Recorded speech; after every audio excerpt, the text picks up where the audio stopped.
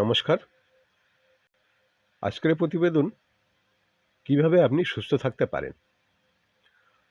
আপনার যদি অগাধ পয়সা থাকে তাহলেও আপনি সুস্থ থাকতে পারবেন না, যদি আপনার একটা সুন্দর মন না থাকে এবং আপনি যদি সুস্থ থাকাটা না শেখেন।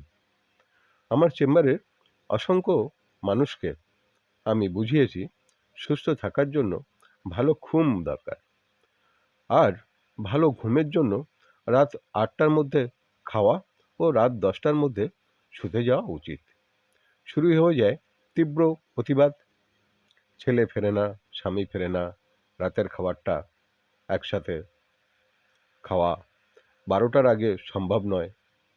শরীরটা নিজের, শারীরিক কষ্টের ভাগ কেউ নিতে পারে না। নিজে পৃথিবীতে না থাকলে তবেই না পরিবার নিজের।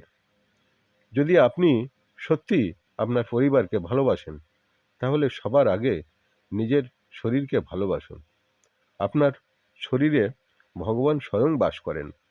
আপনার দেহের মধ্যে ভগবানকে রোজ সকাল দুপুর সন্ধ্যা পুজো দিন, প্রসাদ দিন, কাঁচা ফল কাঁচা সবজি দিয়ে। তারপর আপনার খাবার খান। নিজের শরীরের ওজন অনুযায়ী 1 কেজিতে 10 গ্রাম কাঁচা ফল বা সবজি খেতে হবে। সকালে উঠেই খালি পেটে।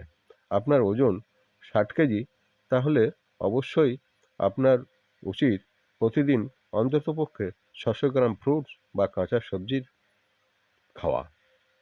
বেশি হলে ক্ষতি নেই।